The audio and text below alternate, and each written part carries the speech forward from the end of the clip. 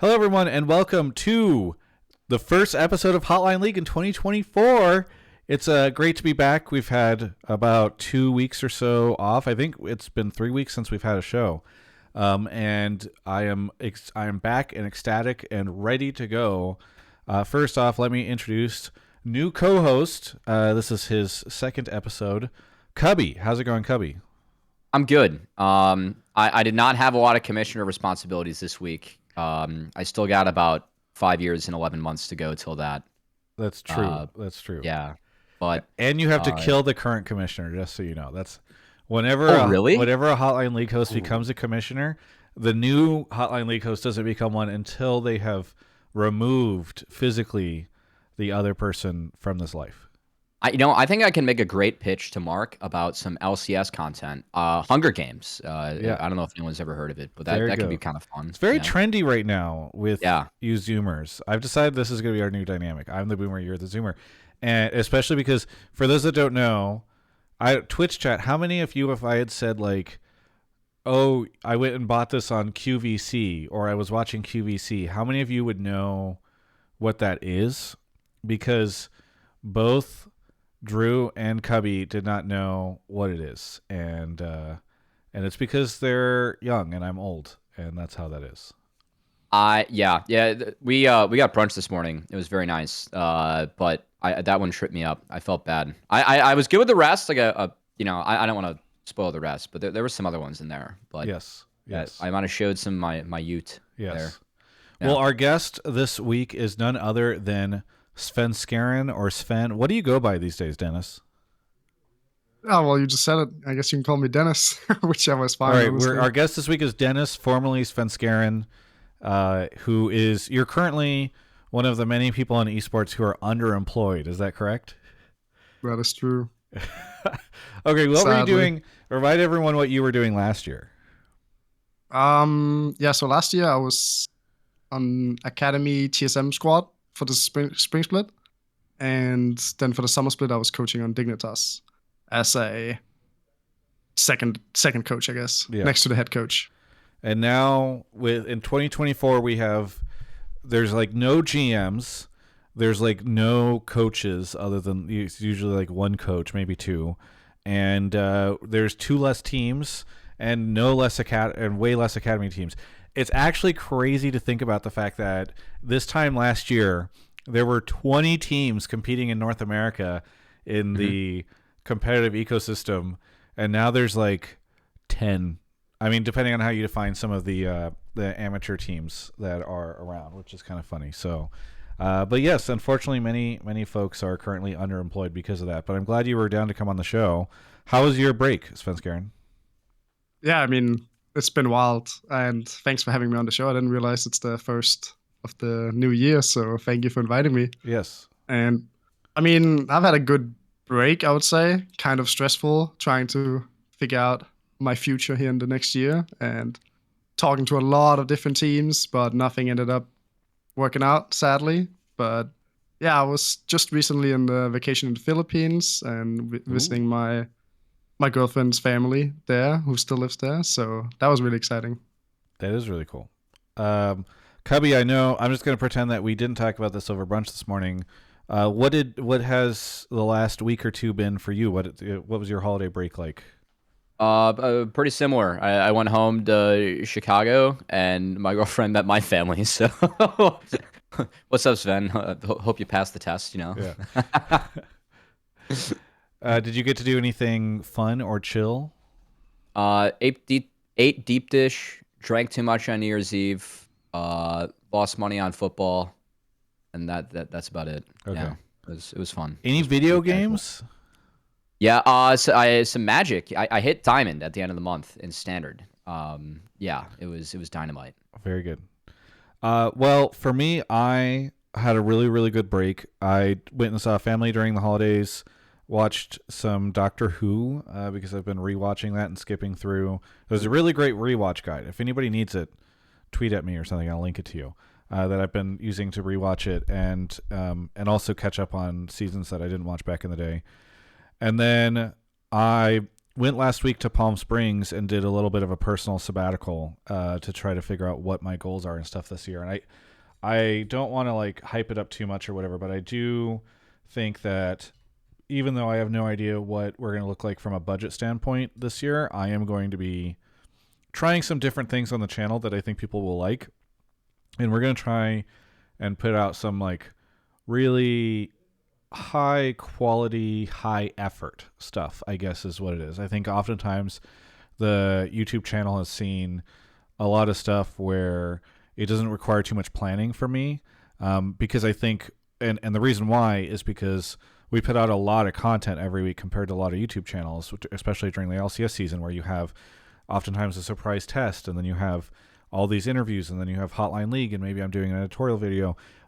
There's probably going to be less videos hitting the channel this year, but I think that you'll be surprised, I think, by some of the stuff that will hit.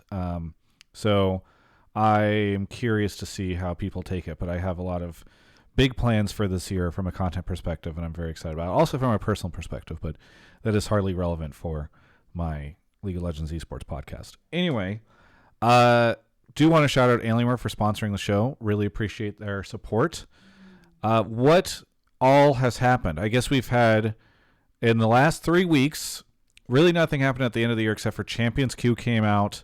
Do you have access to Champions Queue, Svenskeren?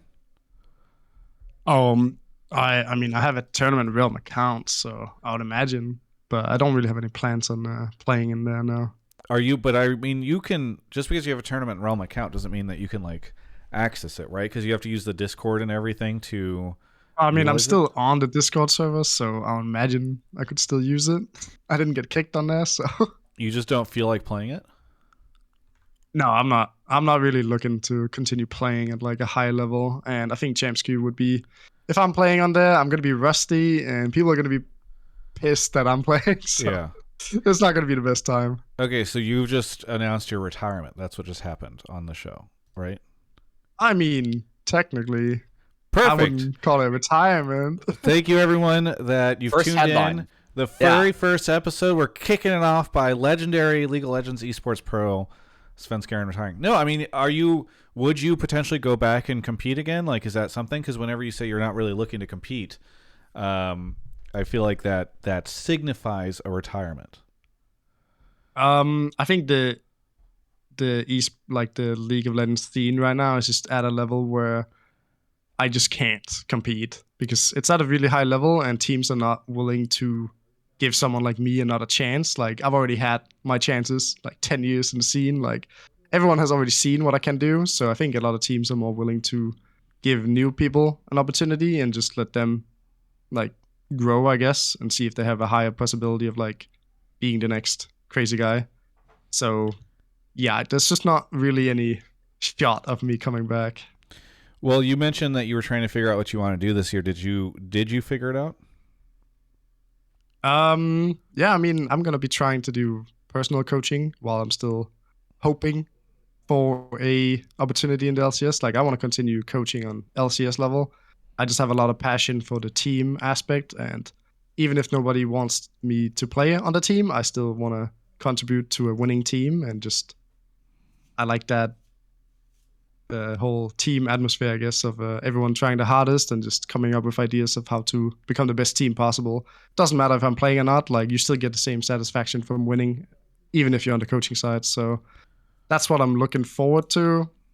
Like, hopefully I can find something in the future.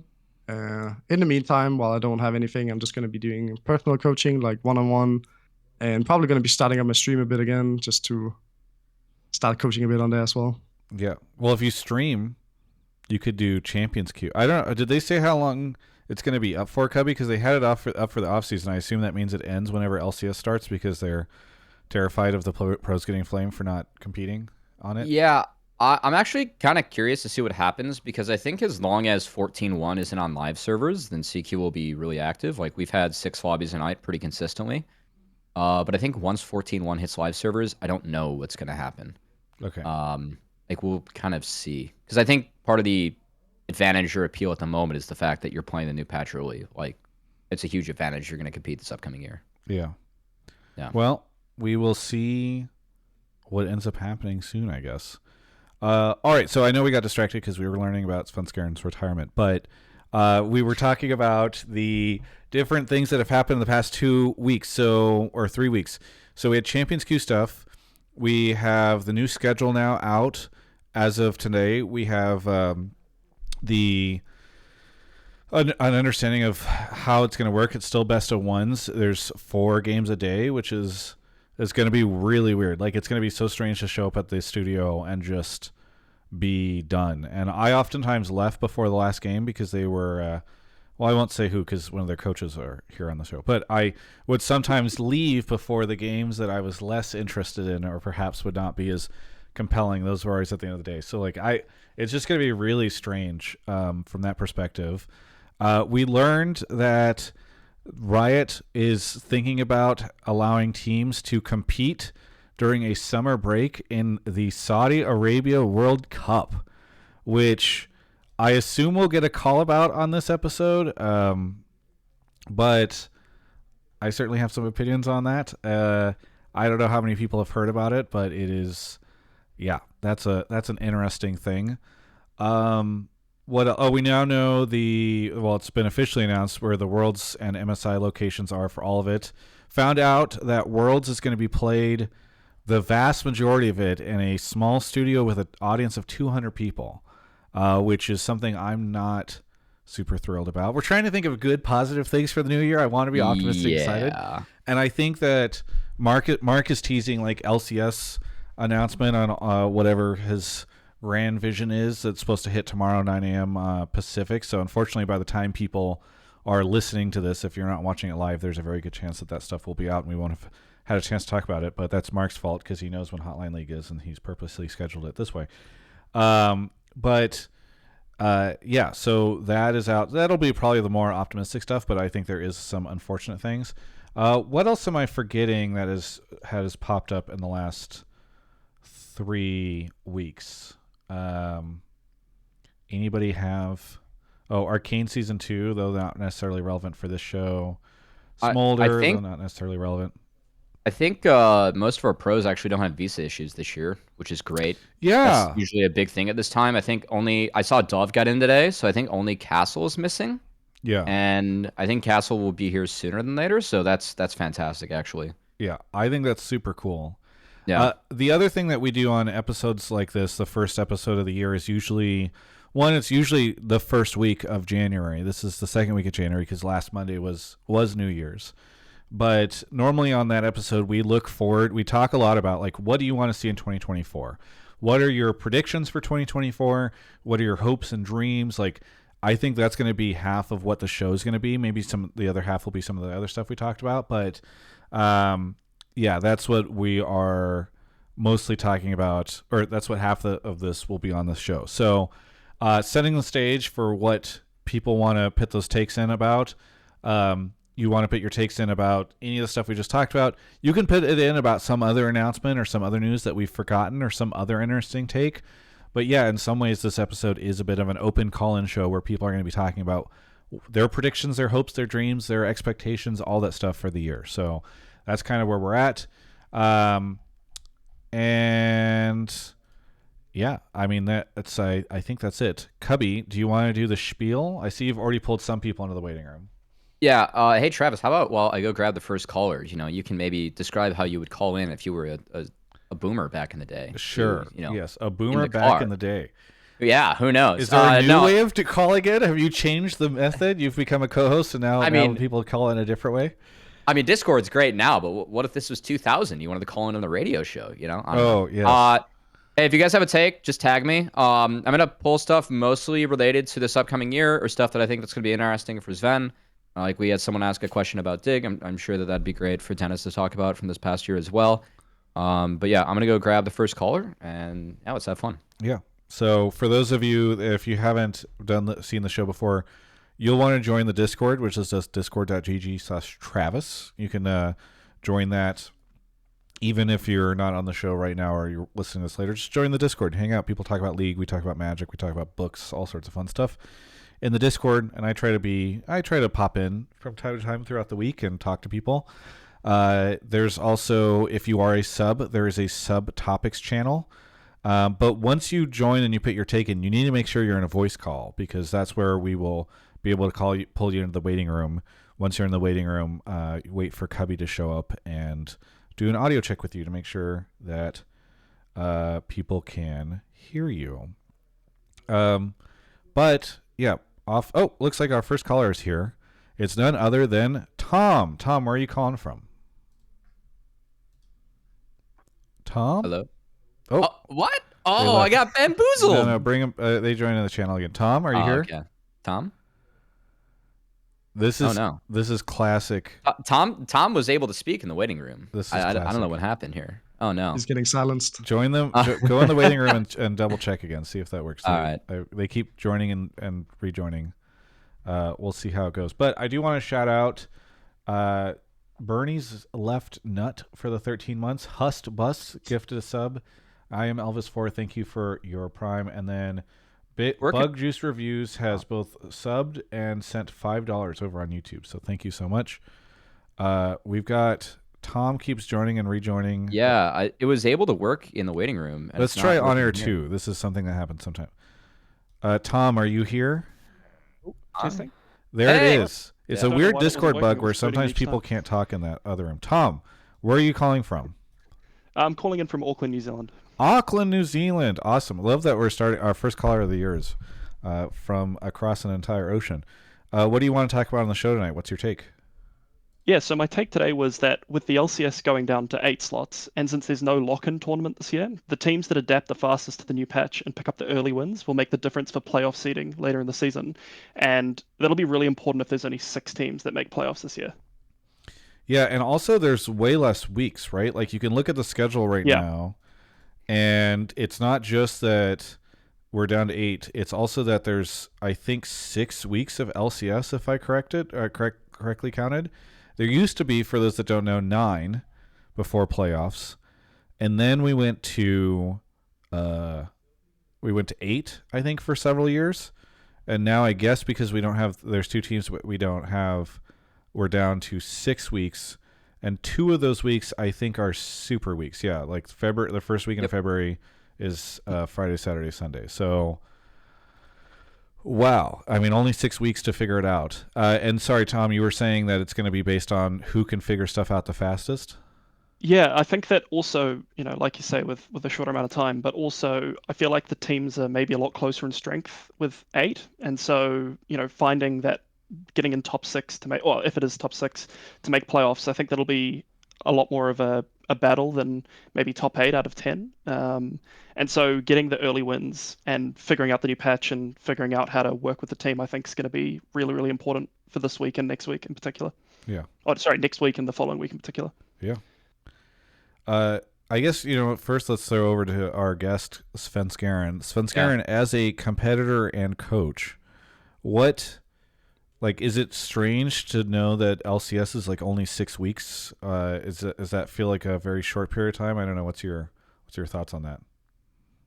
Yeah, that sounds kind of crazy. So that means they're only going to be going through like 2 patches or something in a whole split. So I feel like teams.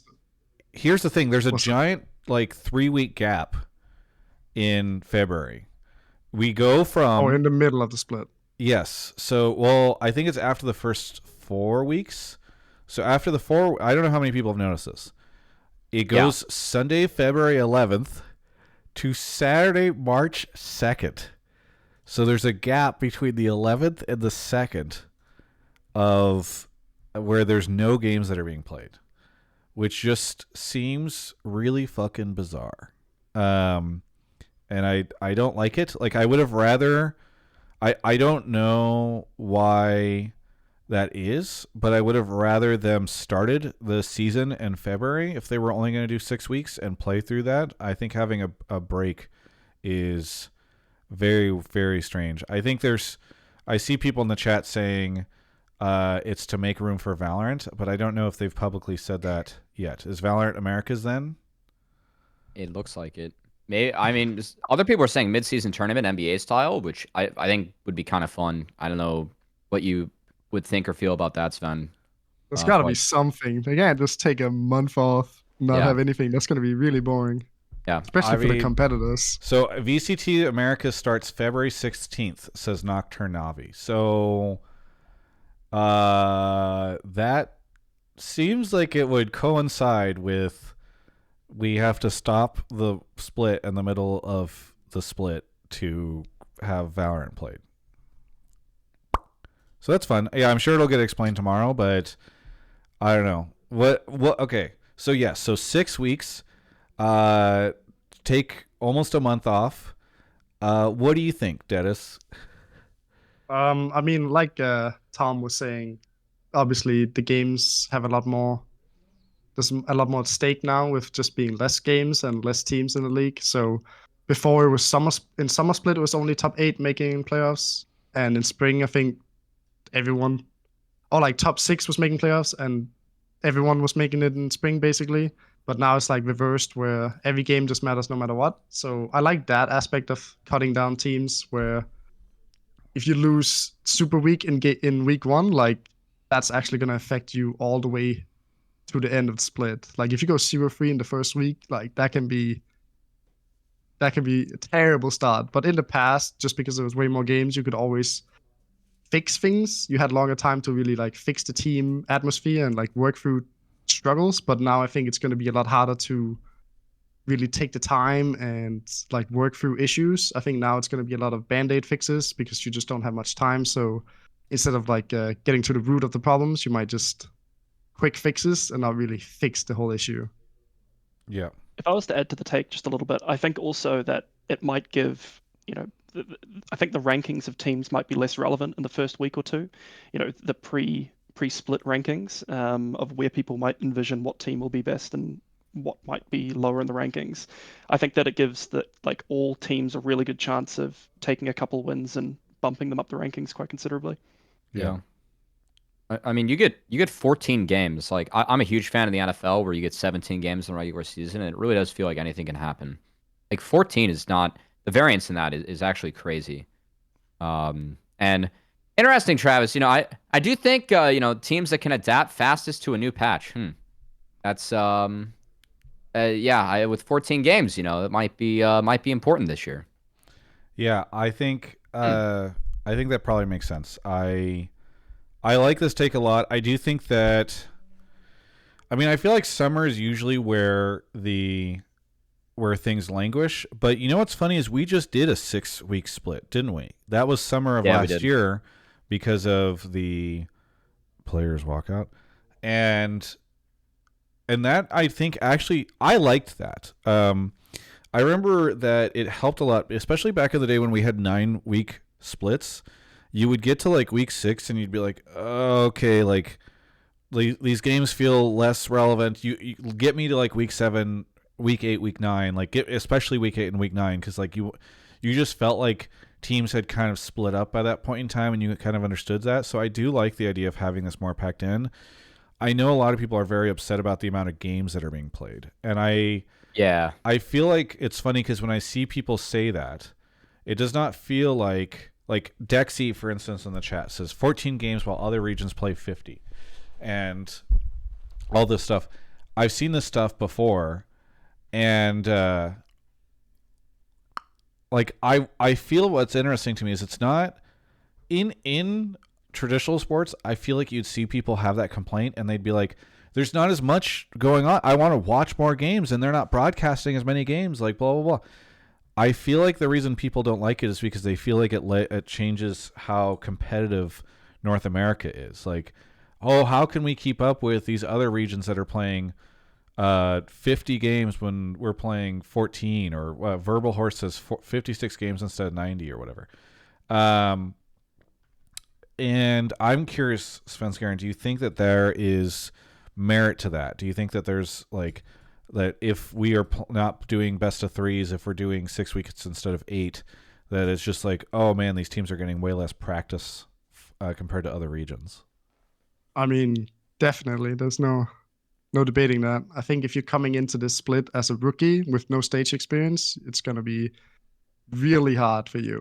You have no time, basically. 14 games total before you might play internationally or something. Like, it's gonna be hard, and you just need to really grow up fast and hopefully have like some veterans on your team that can lead during. Well, if you're tough playing times. internationally, you're definitely playing more than 14 games because you have to go through playoffs and win all that stuff or whatever. But True. So you get like 15 more games or something. yeah, I But mean, still, it's really low amount of games. you're playing more games in playoffs in the regular season if you're going to make like a full run. Right? no, Six like teams. there's a very good chance. Like if you just have three best of fives, or sorry, yeah, three best of fives go all the way, then you can play 15 games and play in a 3-week period versus 14 games in a 3-month period. I think. Yeah. So. Yeah. Hey, Dennis, when you were back in EU at the start, wasn't that the Quadra round robin where you played a team 4 times? Yeah. Like, yeah. Like, would you rather have that? Would you rather have best of 3s? Like, what? Like, when you were competing or coaching, like, what do you feel like was the best way to kind of prep players for playoffs and like moving forward in terms of format? I mean, I've always liked best of 3 more. It was way more entertaining when that was in, but I think it was only like a split or a year in 2017 or something. That's been my favorite by far for just competitive integrity, basically.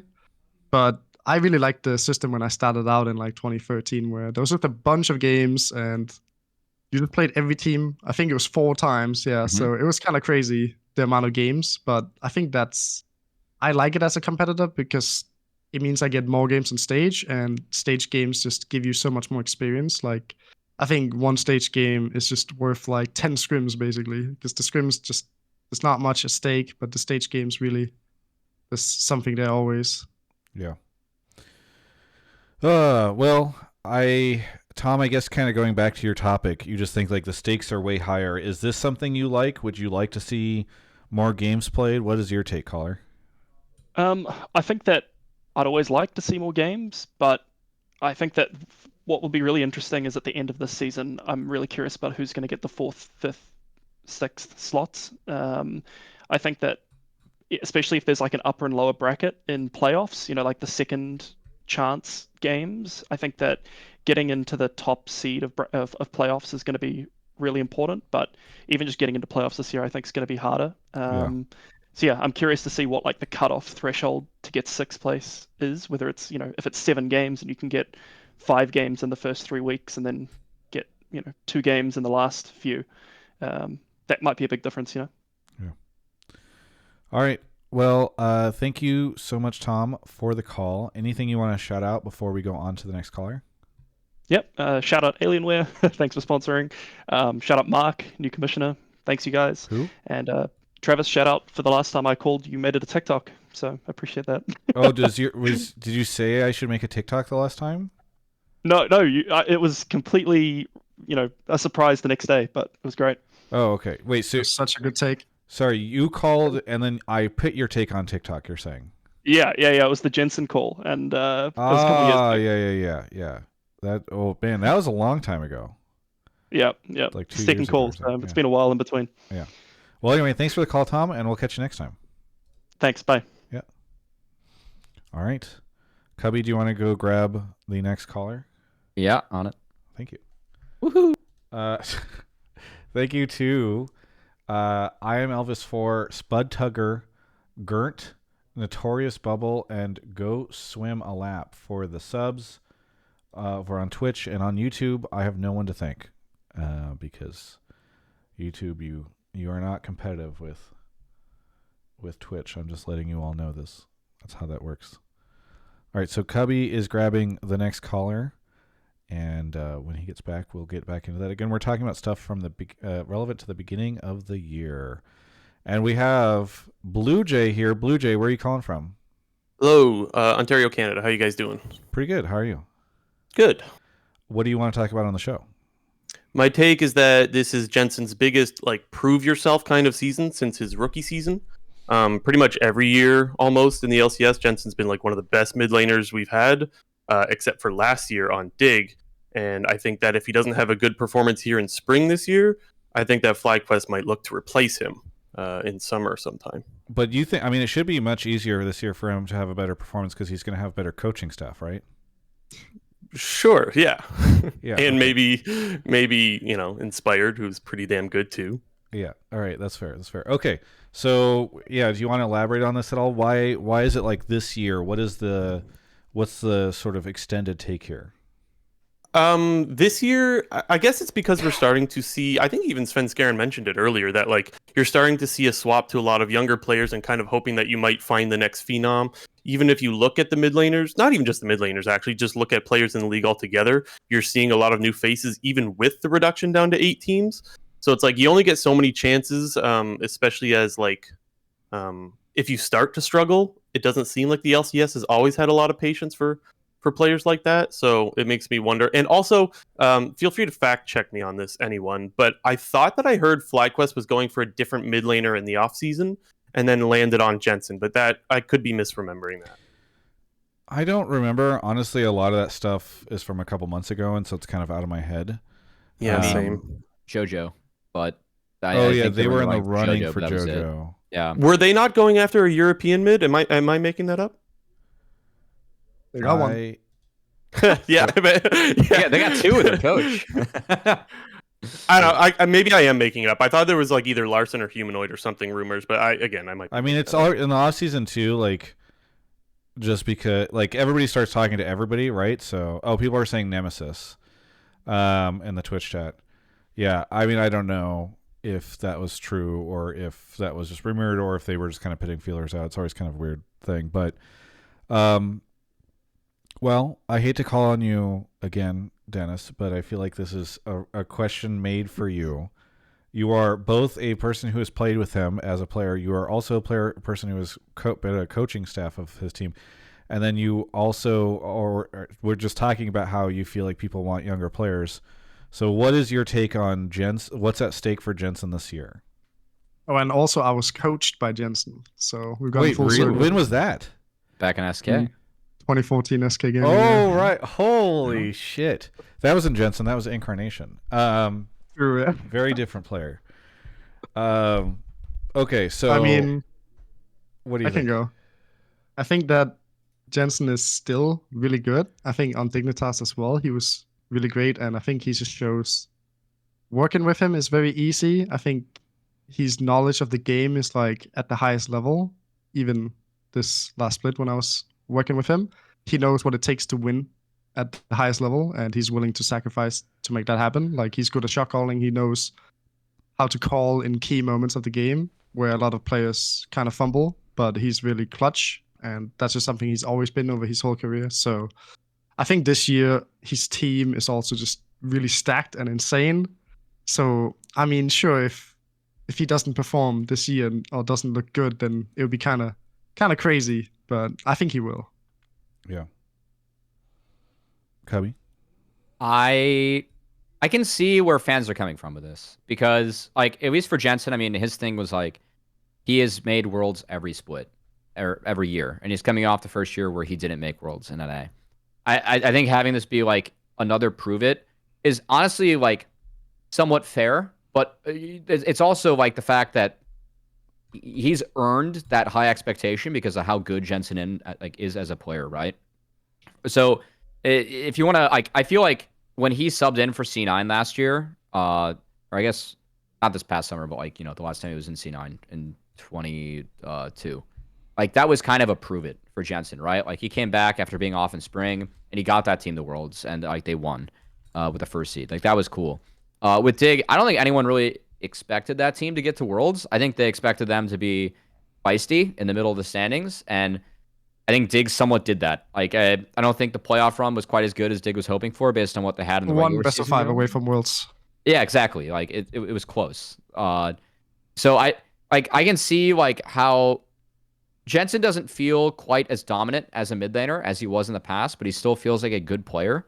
I think that if you like want to see him reclaim dominance, then I think that's cool. Like, he's one of the best players we've ever had in NA. I think like wanting to see him kind of reclaim like where he was at in terms of form is great, but I didn't see like a huge drop off from Jensen, even when Dig was really struggling in, I think more so in spring. Like, Jensen was the one that like was making the plays like in the mid to late game to at least try and give Dig opportunities. And even sometimes like in the games where it fell flat, like I still felt like Jensen was looking for decent angles. Because like when you're playing from behind, obviously you got to take some risks, right? I don't think Jensen was taking terrible risks by any means. So I think Jensen's gonna be fine. And if anything, like I think it is fair to say like, hey, like we want to see Jensen be like a top 3, a top 2 mid in the league again. Because I think right now JoJo and Palafox are widely considered as the 2 strongest mids. I think that's totally fair to say with Jensen, but I don't think he has to prove anything. Like this guy has made worlds every single year he's played besides last year.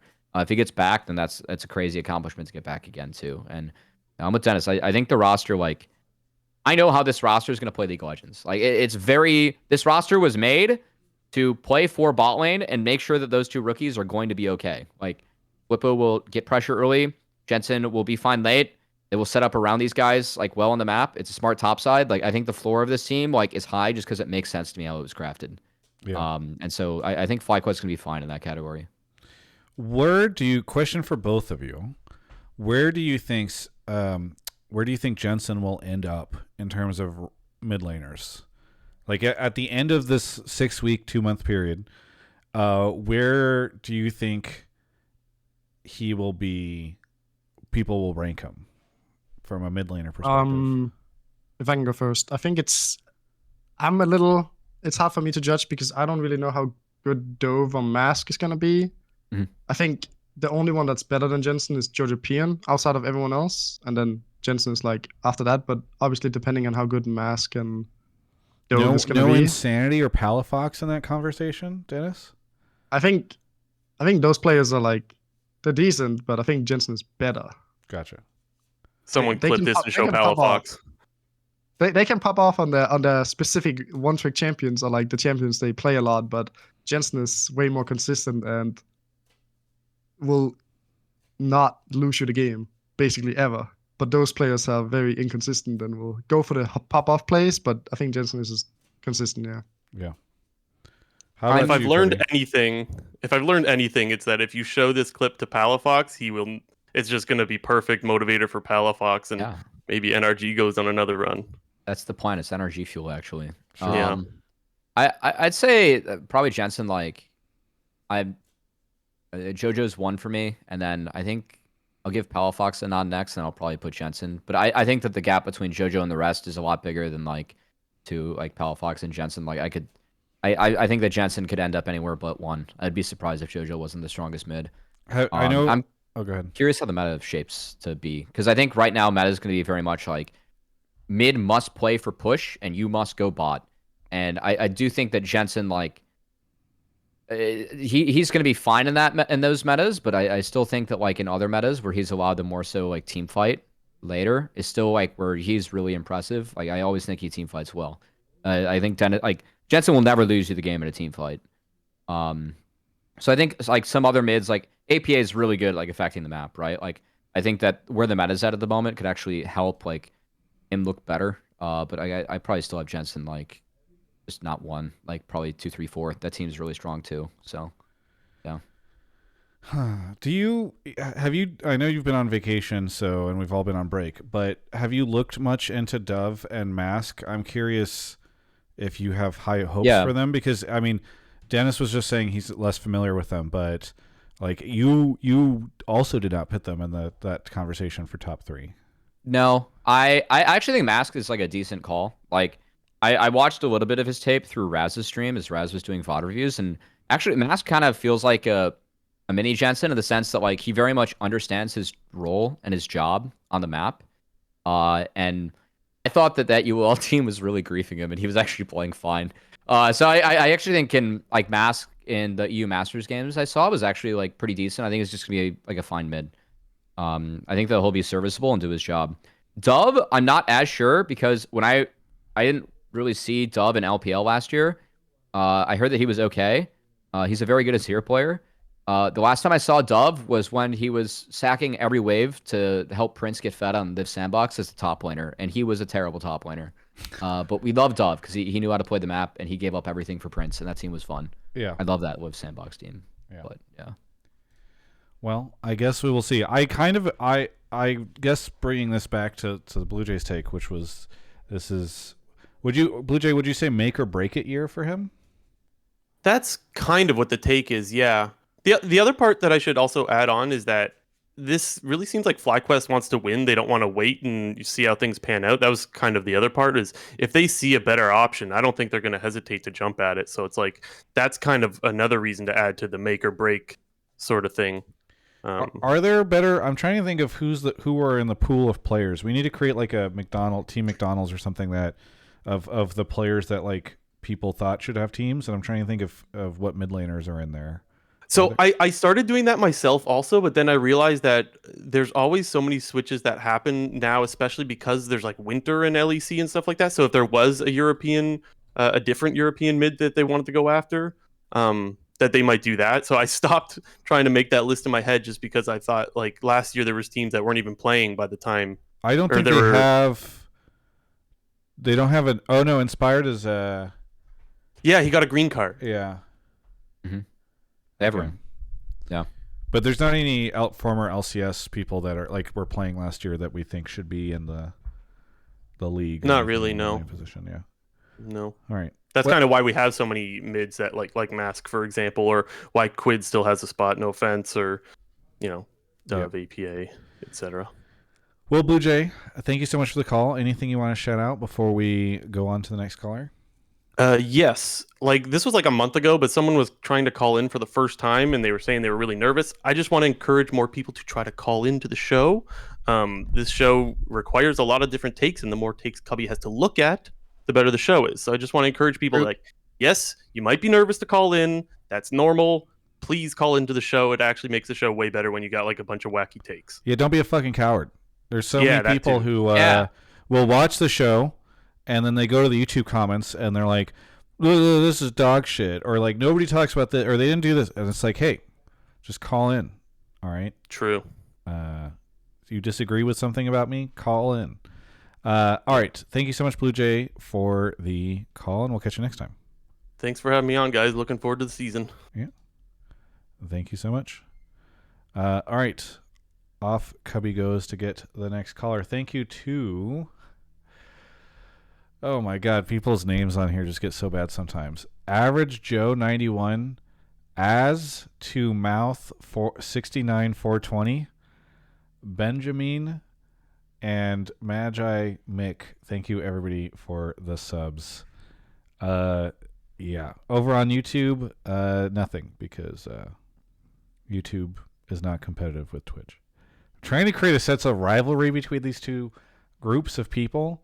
And YouTube they just don't. They don't use the chat very much. They just leave it on. They never comment. And Twitch chat is so live. It's non-competitive, I would say. All right. Cubby should be back here any minute. We are joined, of course, by Svenskeren. You're in LA, right? Yep. And you're gonna stay here. Sure. I guess it makes sense. It wouldn't have any reason to go back. And you have a green card now, right? Yeah, I do. Okay. I got it last year.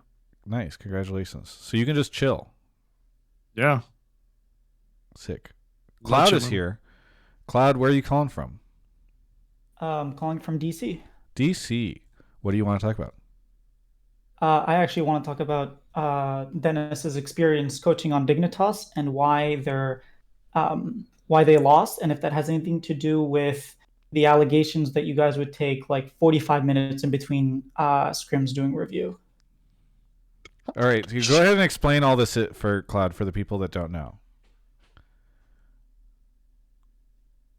You want me to explain? Yeah. Explain the context on the allegations. Yeah, so feel free to elaborate on your question.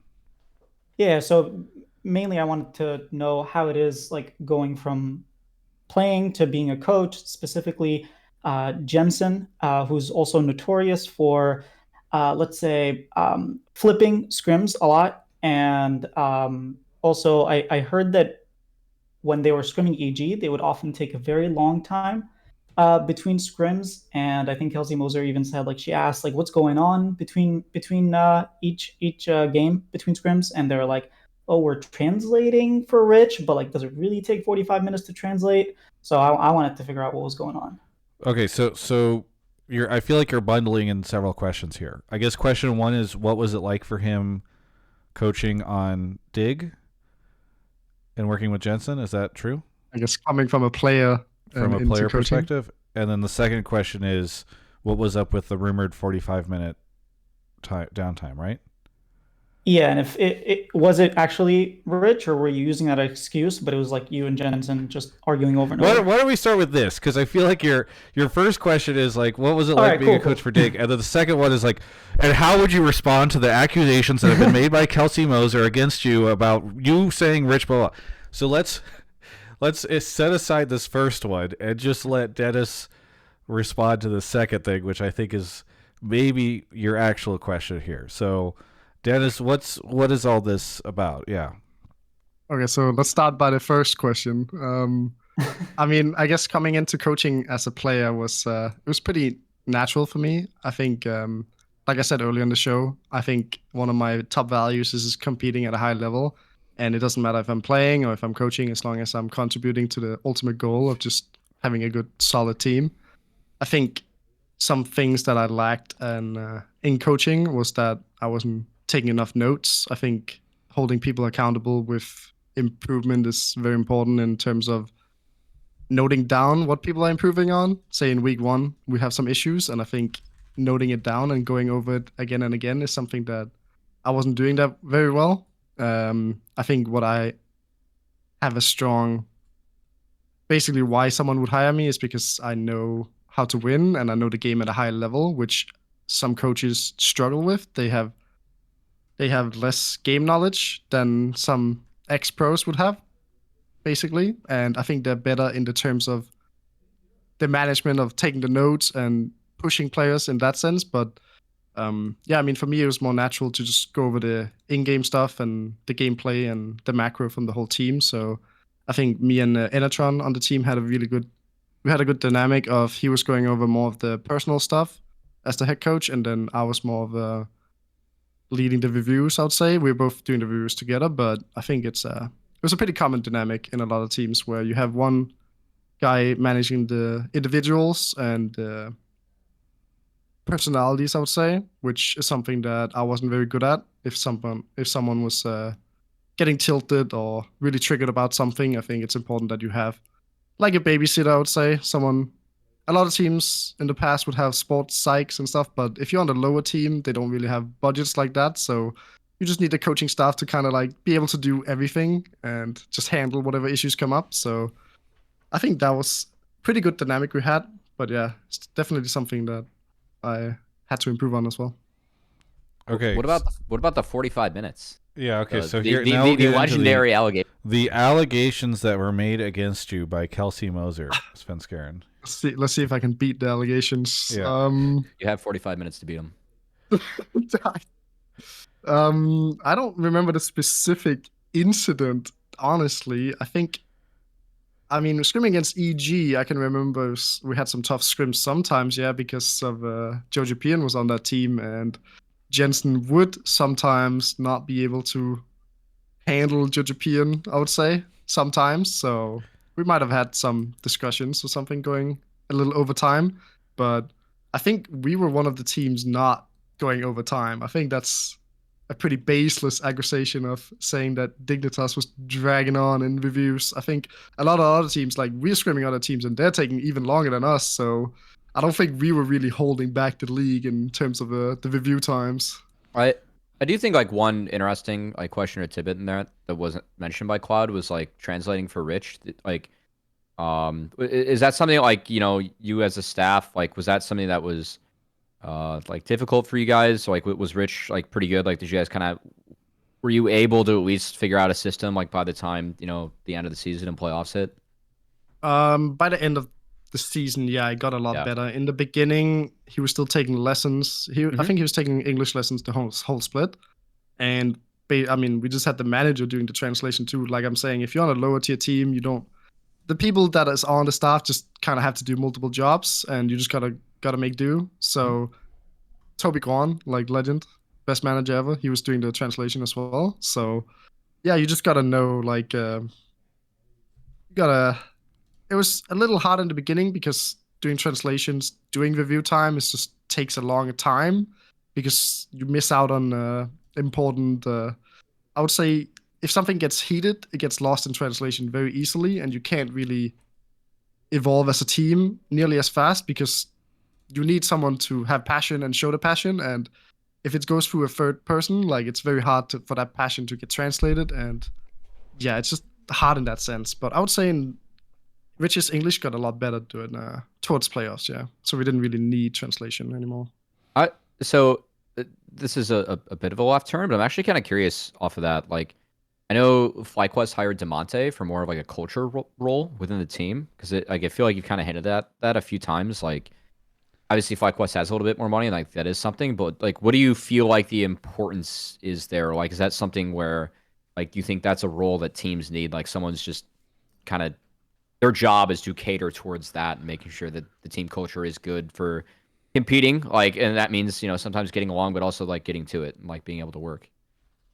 I think it's very important. I think, I mean, you can see teams that have been doing crazy well. It's like Cloud9, and they are very set on what culture they want. And it's often memed about the team workouts or whatever they have to do. Like, but that's the culture they're trying to set. And it's just professionalism over anything else. And I think Cloud9 has set a really great culture in that sense. And I think a lot of teams have to really like try to match that. And I mean, if FlyQuest can afford having Demonte try to set the team culture, I mean, sure, it could be good if what they're building is right. Trying to think. Well, Cloud, do you have any follow-ups on Svenskeren's attempt to dodge your interrogative question regarding the Kelsey Moser allegations? Yeah, I do. So first of all, I don't want to say that it was her allegation, but I mean, she is the one that said it. I'm the one that's kind of well, bringing you it up. said there were allegations, and you said this was in Kelsey Moser said 45 minutes. That sounds like a Kelsey Moser allegation. Okay, true. But if it wasn't Dignitas that was taking all this time, and there were teams that were spending much longer, why don't you do some allegations of yourself and tell us who it was? I'm not here to throw anyone under the bus. This man's looking for a job, Cloud. Like, he is trying to find employment, and you're like, hey, do you want to burn some bridges with some potential employers while you're out of work? I don't know that it's burning bridges. I mean, everybody already knows behind the scenes that they're taking a long time. Yes, but if let's say he's like, yeah, 100 Thieves took way too long. Like, are you think 100 Thieves is going to be more or less likely to employ him? I don't think it matters. If that's the reason they don't employ him, then he probably didn't want to work there anyways. But when you don't have a job, maybe it does matter. I think that in this day and age, you cannot be too picky with employment opportunities while working in the esports space. Anyway, Cloud, thank you so much for the call. Anything you want to shout out? Yes, I want to shout out Sven. Been following you since SK. Awesome to see you on TSM and C9 making it to semis. If you guys are watching the LCS and you have no idea what's going on with Shopify, you should check out the Cloud Sitki YouTube channel. I do a lot of stuff for Shopify and for the LCS. I have like interviews with Ole and Magical and Kelsey Moser, which is where I got the allegations. And yeah, thanks for having me on. Very good. Thanks so much for the call. We'll catch you next time. Yeah, thank you. Dennis goes, yeah, thank you. All right, let's. He's been following me for a long time. Yeah, no, I appreciate it. It's true. He's like, and I've been following you for a long time, and He's I've heard the up. allegations, and I'm ready to take your. Okay, anyway, let's talk about. Speaking of sponsors, the sponsor of this episode, which is none other than Alienware. Thank you so much to Alienware for sponsoring this episode. This is a great episode for me to be sponsored by Alienware because guess what? We get to talk about some stuff that just got announced today. Normally we are talking primarily about the news that's breaking in the league scene, but there's some news that broke in the Alienware scene today, which is they've announced about some new products. So the Alienware M16R2 is a new laptop that they have available. This thing has a 16:10 QHD plus 240 hertz display with NVIDIA G-Sync. It's got a new FHD HDR camera, which features AI for clearer camera performance and a variety of lighting conditions. It's equipped with Dolby Atmos with 2 upgraded speakers over the previous generation. And it's 15% smaller than the M16R1 so that you can travel easier on it. And one of the things that I know a lot of people struggle with is when you get a gaming notebook, it can be rough if you want to then like take that computer to a class or to work or on a plane or something like that out in public, because the gaming notebooks sometimes they get a little loud. And one of the things that's really cool that I'm excited about with M16R2 is it has stealth mode, which allows users to turn off the RGB lighting and turn the performance to quiet for more inconspicuous use cases, so that whenever you're gaming with friends, you can be like, yeah, you've got this gaming laptop, it's all set up, it can, go as hard as it needs to on a game that you're playing, but then whenever you go to take it to the library and you're trying to be more low key, you can go ahead and use that stealth mode. So that's one of the cool things that I'm excited about. They also announced the Alienware 27, which is a 360 hertz gaming monitor. It's the world's first 360 hertz QD OLED gaming monitor. Also, they announced a 32 QD OLED gaming monitor, which is the first 4K QD OLED gaming monitor. If you haven't checked out Alienware's monitors, they are beautiful. They consistently get great reviews and a lot of attention in the press. And then, relevant to all of you, they announced the Alienware Pro wireless gaming keyboard, which is Alienware's eSports ready and top tier peripheral. So they worked on developing this with 100 professional gamers, including Team Liquid, which their note here says is the winningest team in esports history. I'll let you all argue about that in Twitch chat. And then also the Pro wireless gaming mouse, which was also developed alongside all those professional gamers. So pretty cool. And you can go check out all this stuff. It's pretty sick. Go check out alienware.com/Travis, or just look up, quite frankly, if you want to learn more about this, I think there's a bunch of YouTube videos that are coming out this week as all this tech news comes out, and also a bunch of articles on places. So thank you so much to Alienware for sponsoring the show. I love it when they announce new products because it's just really exciting to be able to talk about them on the show. And thank you so much to Alienware. You can go check out their link in the description if you're watching over on YouTube or on Spotify. And Numi just had Nightbot put it in the Twitch chat. So, and over on the YouTube chat too. So thanks everybody, and thanks to Alienware for sponsoring the show. All right, let's get back into it. We have another caller coming up, I believe. Do you want to? Oh, and off Cubby went. Perfect timing. Thank you to Jaffe58, Meshbeard, and Halamus Prime over on Twitch. And thank you to no one on YouTube. All right, treethan is here. Treethan, where are you calling from? I'm calling from Jersey City. Jersey City. And what do you want to talk about on the show? So my take is with how esports is sliding, Saudi Arabia season opening with sports washing, teams and companies cannot really turn down the amount of money provided in this environment, even with the human rights abuses involved and all the other controversies with the whole thing. Riot would probably have no problem with everything, especially with how Live Golf is expected to merge with the PGA, and Live Golf is owned by the Saudi Arabian government, I believe.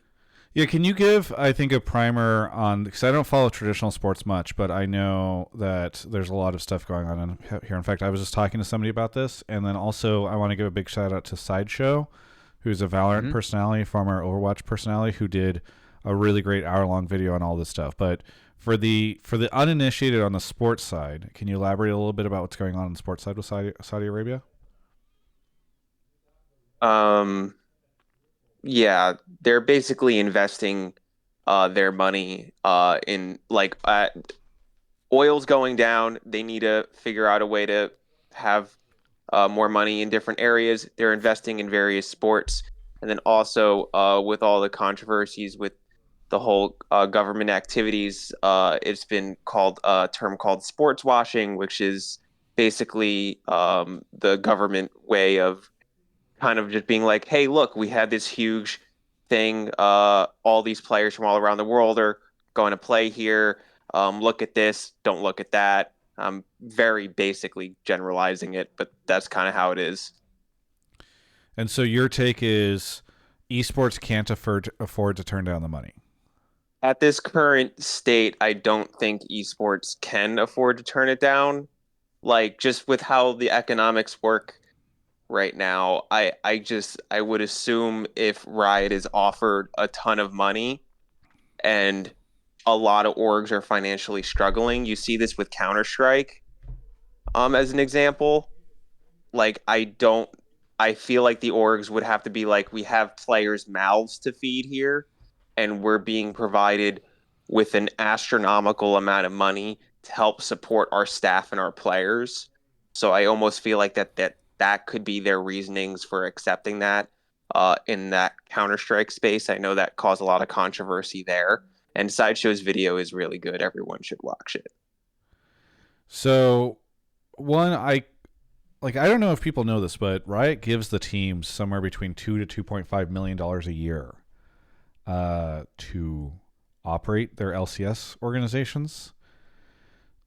So I just don't, and that's like, then the orgs can go get their own sponsors, they can do their own stuff. Like, I just really disagree with the idea that,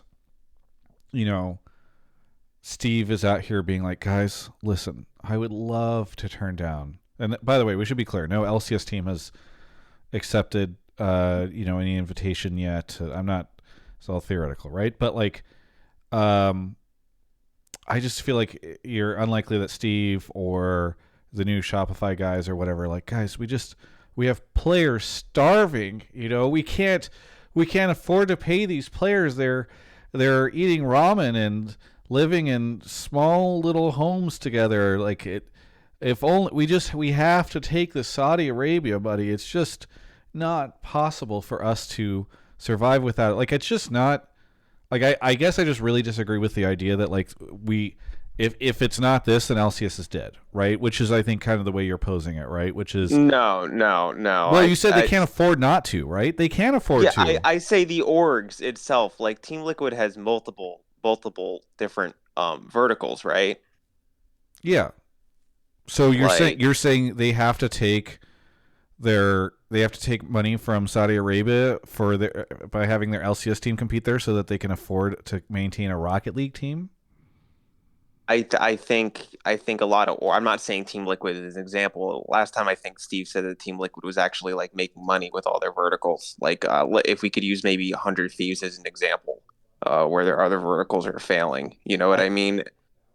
I think you're like trying to say like this is the spin that we're gonna get if teams decide to participate now, right? Or do you think like this is like the actual like legitimate reasoning, or do you think this is just like how the teams are gonna spin it if they are in? I think that's how the teams will probably end up spinning it. And also, like, didn't Team Liquid already compete in Saudi Arabia under Counter-Strike? Yeah, they had their Counter-Strike team there, and then they made some sort of donation to an organization to try to like, nah, guys, we cool. So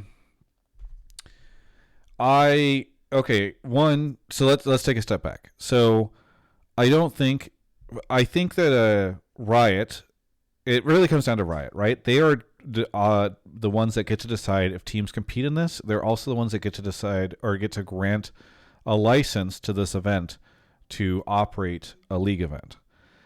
Previously, they have declined that opportunity. Let me read this statement that they sent me whenever I went out and asked them about this stuff. It's funny, I got the letter as well, and then it got reported before I got the statement, so I had already had this ready to go. As background too, while you're pulling that up, I will say that like when ESL was bought out, at the time for Challengers, our third-party production company was Faceit, and I know that part of why they weren't renewed was because of the acquisition too. So like Riot has, like, at least on our side, tried to avoid that in the past. Well, Neom. Yeah. Right. Here's the statement I got from Riot. This was a week ago. We've been evaluating our approach to third-party events. Done right, third-party tournaments could provide teams and pro players additional optional competitive opportunities as well as new revenue streams. We also know fans have been asking for more international and cross-regional tournaments. And while these events won't be operated by Riot, we think they could be part of delivering on that request, in addition to competitions we produce. Last year's Asian Games was one great example of the positive impact third-party events can have on our esport, and we think there's room for more if planned thoughtfully. We've been in conversations with various tournament organizers, including the Esports World Cup, about unlocking teams' participation in such events. We're in active exploration of these opportunities, including if and when they can fit within the 2024 calendar, but nothing has been confirmed at this time. We'll have more information to share as we complete the evaluation process. Because I know that the report was done around this email that Greeley had sent out, let me read for folks what that says. If I can find it. Because it was sent to me as well. And I think it's a little annoying to me that they're trying to hide behind the Asian Games is like, no, we cool with third-party tournaments, right? Like, that is like an Olympics level event from what I understand. And so suggesting that the way that they allowed it last year was like, oh, no, we're cool because we've done this before. Like, I don't think there's any world where they would have not allowed that. That just means Riot gets a gold in mental gymnastics. I mean, hey, Faker's now exempt from military service, guys. It must be good, right? So the quote from the Greeley message that was shared around behind the scenes was, we're going to require that all leagues go dark for the week of July 1st, which is the Riot break week because Riot takes that week off. During this period, we're going to allow up to 2 teams per league to participate in the Esports World Cup in Saudi Arabia. We're currently working on the parameters for that participation, such as we don't pick size of prize pools, max days, max teams. As you look at your calendars, please make the appropriate adjustments to accommodate this down week. So while the statement says that nothing has been confirmed, like the way this is being communicated internally, this was an internal document that was sent to me.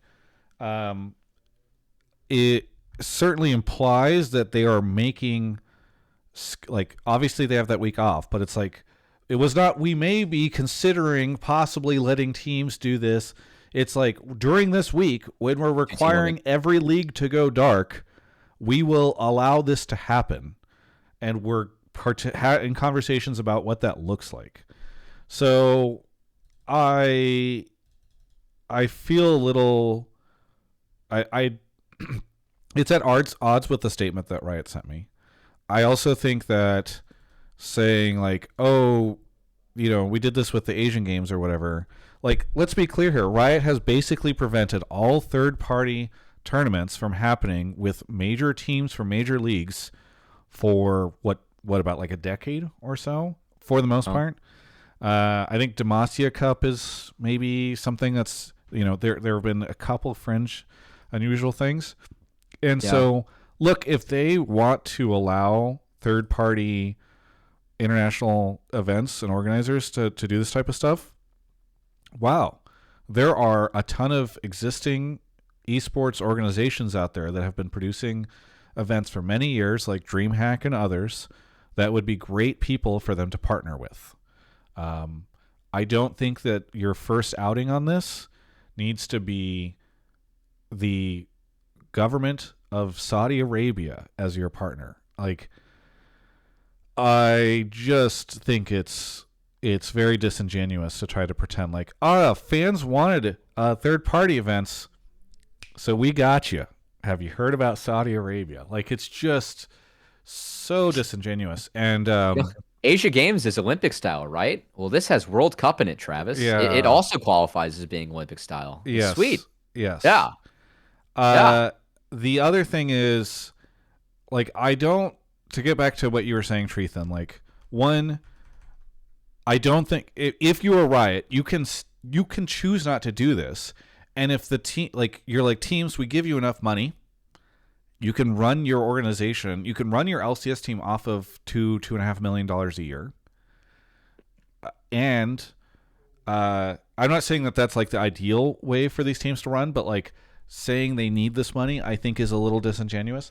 I think the other thing is, like, we've done. Saudi Arabia is the newest sketchy thing that is like bringing money into esports, right? We've done this before with. It used to be gray game key, gray CD key markets like G2A, Kingwin, or whatever. They were doing this stuff, and then they got banned. Then there was, there was something else for a little. I think fantasy betting tried to get in, and it got blocked. There's obviously crypto. What was the most recent one? I feel like there's another thing. NFTs or something. Oh yeah, NFTs. Yeah. It's kind of like the crypto thing. But I there feel was, like it's been Saudi Arabia another for the one last I'm 2 years. forgetting that was doing some weird stuff for a little bit. Anyway, they're just like the latest like weird money situation, and I feel like we need to stop trying to prop up esports on this stuff. And it feels like it's like we've went a little too far on this, right? Like you can make arguments about crypto. Obviously, Staples was changing their name in LA to Crypto.com Arena and stuff like that, but like. I really feel like we're not if in order for esports to succeed, we need to accept money from governments that are pushing human rights abuses and some pretty shitty stuff. Like it's just so bad. So I mean, if League did their research, they would have seen that Sam Bankman-Fried was actually just stuck in bronze. I don't know if you wanted to trust him either, but no. I mean, if you want money, like why not allow sports betting? Like for me, like that's always been something where like I feel like that's the next well that's going to be tapped. Where you don't open the doors of like, hey, this government has like horrid human rights abuses and like has put journalists to death for just being honest reporters. Like this government's done some pretty terrible things. And like there are individuals that work for the organizations that will be competing like in this event or like would be competing in this event that probably wouldn't even be allowed to like step foot or be themselves in the country. Like that's terrible. So. For me, like, when sports betting is there, and like, I obviously that comes with like its own qualms, and some people have issues like that. But like, it's being opened up for like, there are like sports making money hand over fist, like opening up sports betting like that. I feel like that is a way better well to tap than this one. Yeah. But hey, it's a World Cup style event, and we just had Asia Games be sick, so might as well. It's interesting. I also see in Twitch chat it's already happening, which is what I see happen on Reddit and other places when this stuff comes up, where people come out and they're like, yeah, well, what about when the U.S. did this? And I'm definitely one of those people in the U.S. and one of those citizens who, without getting too far into it, I'm very critical of a lot of the things that the government does and continues to do. Guys, the U.S. does that stuff. Do I think that name me a third-party event that is being run by the U.S. government? Is the U.S. State Department going to be running the next League of Legends esports event? I think sponsors NRG. I think AOC is gonna, actually compete. It's a show match. Yeah, I don't feel great about the military sponsorship stuff, and I feel like that has mostly been outside of League of Legends. But yeah, I'm definitely against military sponsor stuff. Like if the U.S. Air Force tried to offer me money, I would not be interested in taking their money. What about the Space Force to sponsor this? But like the people who try to say like, oh, but the U.S. this or whatever, like this is a very different thing. Riot is saying, hey, you know who we want to partner with for our first third-party major international event? The government of Saudi Arabia. IPL? Oh, it's not APL. Oh, it's a bummer. Yeah. So it's just like it's the people who are trying to position those arguments I think are, and I know I've said this word a lot recently, disingenuous in that. And Sideshow does a great job. I highly recommend anybody who's interested in that stuff. It's the title of his YouTube video is something like Saudi Arabia is poisoning esports and we should care. He just does a great job in it. And Saudi Arabia is poisoning esports, we should care. I'll link it in Twitch chat and YouTube. But if people are interested in educating themselves on this topic, I think this is great. I know a lot of people just are not interested in educating themselves on these types of topics. And if that's the case, then that is your prerogative. But yeah, I just really I'm not thrilled about this, and I will continue to be critical of it throughout the year. So if you hate me talking about this topic whatsoever, I would suggest you unsubscribe from my content because you will hear about it again. If we need money, we should do what every other esports done and tap the sports betting well. And League, if they want to get their hands dirty with that, I think it's a way better angle to do than go with the tournament. Yeah, I agree. Arabia. I agree. The United States Space Force is right there, guys. What is the United States Space Force? Sports betting, people can have conversations about if gambling is good or gambling is bad, and obviously sports betting is controversial. I think that it is far less controversial than doing something like this. And yeah. And if any Riot employees are listening, I know the thing that changes these decisions most often is internal sentiment. So if you don't like the idea that your company is partnering with the government of Saudi Arabia on an international esports event, feel free to raise that internally. Sven, I don't normally ask pro players and coaches thoughts, but I just wanted to make sure that you had a floor here if there was anything you were interested in saying. Well, I just wanted to know how they're gonna decide what two teams goes. Yeah, so the thing I just read that Greeley had sent out internally had said we won't pick the teams or something like that, and so I think the idea is that two teams is going. Well, because I think what happens is Riot wants to, they want to have their cake and eat it too here, right? Where they get to be like, this isn't our tournament. They chose the teams. We're just allowing them to go. Decision. Oh, it's the team's decision to attend. That's, I think, the way they will try to handle this, because then they're like, oh, we can pocket the money and we can take none of the blame. Which two orgs hate their PR team? I think that's what we're coming into. Yeah. Well, I think quite a few probably. How many orgs have PR teams, Cubby? I think that's the bigger question. I think we are the PR team now, Travis. I think we're just the PR team for the league. Yeah. Yeah. So, Bowen says Saudi Arabia will choose. I believe that's correct. So, I don't know. That's crazy. Folks in chat saying IMT and Dig, but a lot of these teams, like Team Liquid, went and competed in Saudi Arabia with their CS:GO team. I don't know if Cloud9 has yet, but I wouldn't be surprised if they had. Saudi Arabia's been trying to do a lot of stuff in esports, and League they've finally cracked it apparently. Anyway, that's my thoughts on the call. Treethan, I know I've talked most of this, but Treethan, any sort of follow-ups here? This is a whole complicated situation.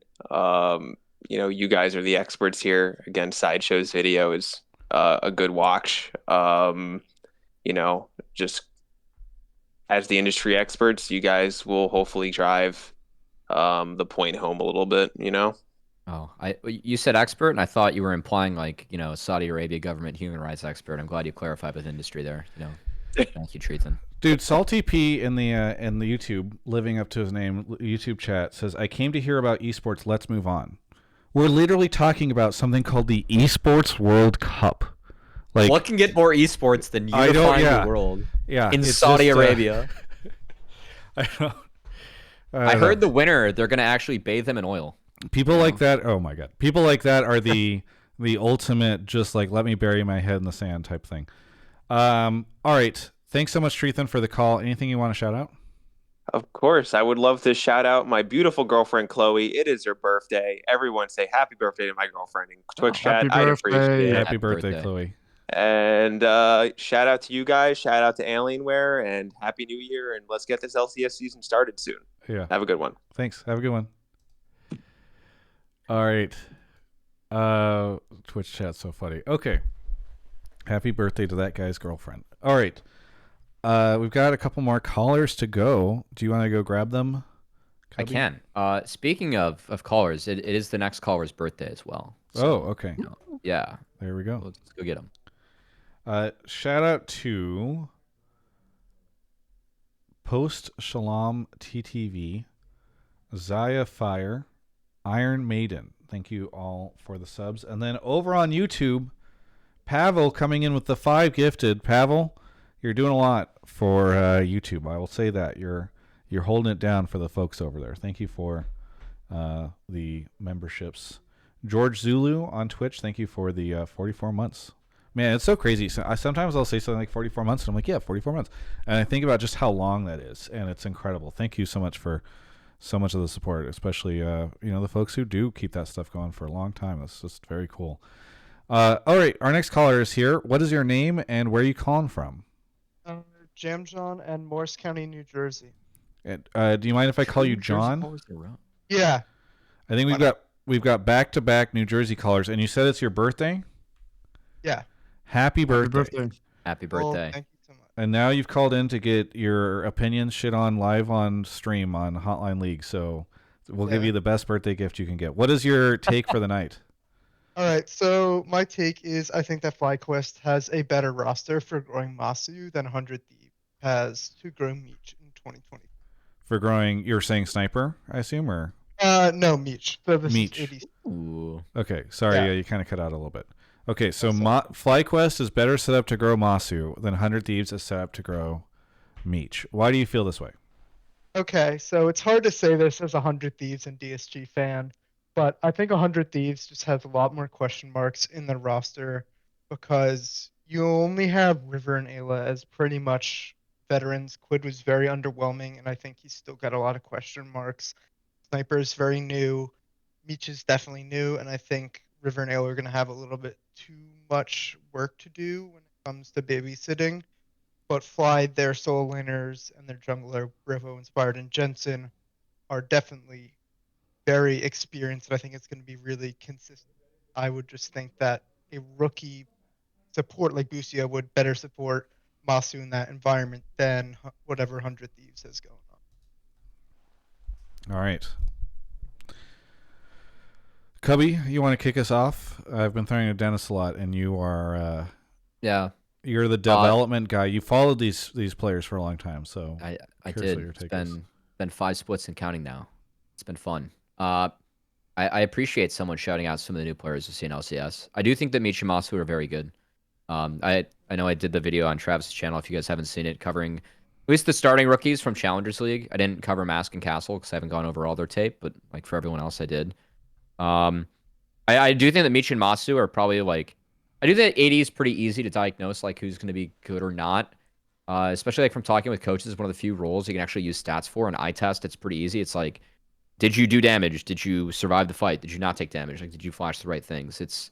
Did you space correctly? Like, are you maximizing where you're at? I think 80's been somewhat more figured out in terms of scouting. In terms of support around them, I don't think it's a hot take at all. I talked earlier on the show about how I think FlyQuest, like I look at that team, and I know exactly what's going on. Like, Whippo will take pressure off the bot lane and is really good at impacting the map, and that team is going to play for bot. It's a very bot-centric meta right now on 14-1. If anyone's been watching Champs Queue, it's pretty much like just fistfights bot 24/7. It's way easier to get bot, especially from blue side, given the map changes. That makes sense to me. I think 100 Thieves, Sniper and Meech have both historically had resources in their teams. That's something they're going to have to figure out how to balance. I will say, like, for the amendment, I think if any jungler can actually do that, it's probably River. Like, that guy plays like a maniac on the Rift, and I think him and Ayla, like, if they are able to sync up and try to find a way to balance that out, I think that 100 Thieves, like, do have some upside there, but I think everyone's going to... Likely, consensus will be that FlyQuest is higher up on the tier lists, and I don't think, when you look at a team and you have Inspired, Blippo, and Jensen around 2 rookies, I think saying that those rookies are set up for better success, or the rookie in Massu and then the second year now in Busio, saying they're set up for better success is not a hot take at all. So, yeah, I very much agree. I think, specifically in spring, I think FlyQuest is going to have a better showing, and I think you're going to see some of those immediate results. But I'm actually really excited to see what 100 Thieves has and what the team kind of looks like in summer. So I think if the rest kind of shakes out and they do answer some of those questions, like who's the gold going to, I think it'll be a different story. But that's just speculation. Dennis? I mean, if I can hop in as well, I think FlyQuest just looks like a way more solid team. I think 100 Thieves have gone the route of just picking up a bunch of rookies and just hoping they kind of work well together. They don't really have any veterans on the team. Like, the most veteran is going to be their jungler and River, and he's an import who I don't know if he's going to be shot calling much in English or like really be speaking in the clutch moments. I think on his previous teams, there's someone else doing those kind of jobs. So I think as a rookie, it's very important that you have someone speaking up in those clutch moments. And Mhm. if Meech doesn't have anyone like that on 100 Thieves, like maybe Ayla will do it. I guess he could do it. I think he was doing some on EG, but it never really looked too solid. I think FlyQuest just have inspired him, Bebo Jensen. Yeah, like they're gonna be solid no matter what. So the rookies like in Massu and Busu, you just kind of have to follow along. And if you're the AD carry, you don't want to be thinking about too much of the game. You just want to perform the best you can. Like Cubby was saying, like you just performance is all that matters to you. Like you don't want to care. You don't want to care about macro too much. Like obviously you want to be involved, but your performance is the most important, and the rest of the team is kind of gonna lead you to where you need to go. Yeah. And I think if 100 Thieves does well, I think it's gonna be very much up to what Golden Glue is doing. I think he works really well with rookies, and if they end up doing well the split, I think a lot of the credit should go towards coaching staff there for sure. Yeah, I think that's a good shout. I know that like I got to sit in on Awa playing when it was him and Armeo in TL when they were on that academy team, and they were kind of teamworking the shot calling with Awa. Like they would teamwork it. So I know Awa's a talker. Meech is not a talker. But that's okay as a rookie, and especially in that role as AD. You don't have to talk too much. Just kind of what you need. Yeah, I'm curious to see like how 100 Thieves will grow, because I think that like for FlyQuest, like that bot lane does have to get better, and like it's fine. They're young, and I think they're equipped to try and get better with what they put around them. For 100 Thieves, I feel the same way. And yeah, I'm kind of with Sven. Like Golden Glue's helped bring teams together. I think it's actually kind of fun. A lot of people will not know this, but Spawn and Golden Glue have kind of a fun rivalry from Academy and Challengers, with them building up the TL program for Spawn and Golden Glue with 100 Thieves respectively, now that they're head coach for each team. So I do think that's actually kind of fun going into the next year, as those guys played in multiple finals against each other, and also like TL always had to go through 100 Thieves and Golden Glue. So yeah, I think that's definitely going to be kind of a fun storyline to track for any fans of lower leagues, or anyone that didn't know that, just kind of coming up to LCS from the lower leagues. Yeah, well, thank you for the take here. I mean, we'll see how these two players go. I think it's going to be such an interesting year for tracking rookies. And I'll double shout out Cubby's video on the channel. It had a bit of a slow burn because I think during the holidays, but I think it's close to like 20K people now, and all the views. And I think that the people really that did watch it really liked it. So it's a pretty good rundown. If you're like, who are these people that we're talking about on the show, go watch that, because you'll get some insight into me. It was a great video. Yeah. Oh, thank you, Sven. Yeah. You watched it? I did. I found it interesting as well, because I mean I was playing in academy like doing spring split, and I was playing against both Meech and Massu doing that split, and they're both really solid. So I can definitely see them popping off this year for sure. Nice. I can also vouch. Great video. Well, I'm excited to see how they do. All right, caller, happy birthday. Anything you want to shout out? Thank you again, and just shout out to you guys, and looking forward to another year of Hotline League and LCS. Yeah, thank you very much. Looking forward to providing another year of Hotline League. So we'll catch you next time. All right, Cubby. Actually, Cubby, question for you. I could have asked you this offline, but I'll forget. Do you want to do? Mark always used to do for me at the start of the year, and usually at the start of each split, a power rankings video. Do you want to do a power rankings video? Oh, all right. I mean, yeah, we can work on one. I got some time here before the season starts. I'm in. What do we got? 2 weeks? Less than 2 weeks? Yeah, and you'll have to do 20% less work than he did in his videos, because there's thank you, Riot. 8 teams instead of 10. Yeah. Look at Mark already making sure that I have to do less work than him. You know, yes, that's great. Exactly. So yeah, but I think that would be kind of interesting, because I just realized we don't have that content for the channel. Yeah. Cool. All right. Do you want to grab our next caller?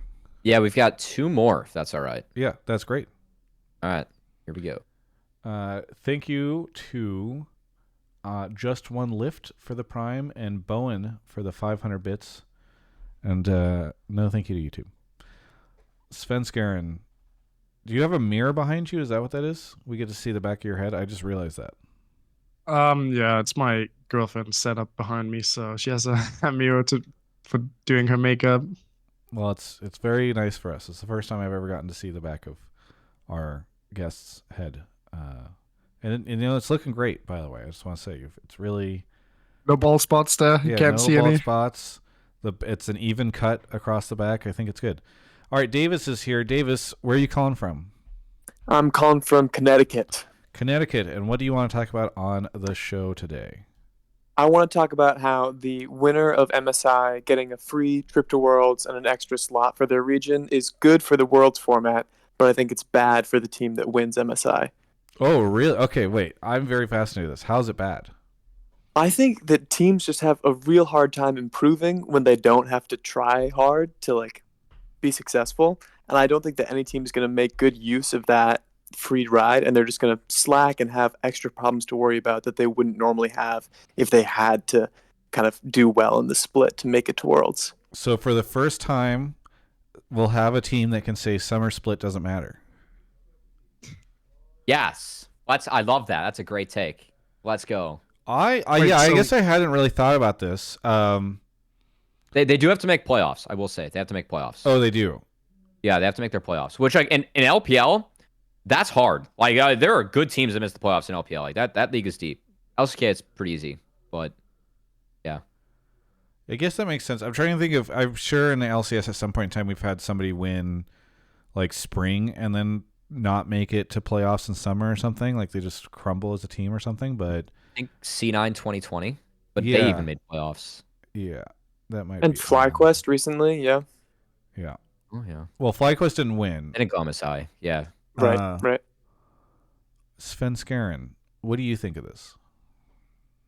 So the winner of MSI qualifies for Worlds now? Yes. Yes. You may have missed this So information. it doesn't matter to NA. That's a great point. Listen, Cubby, we're trying to talk about North American LCS topics, and I'm sorry. and you're pulling global stuff. Good point, Dennis. Yeah. Shit.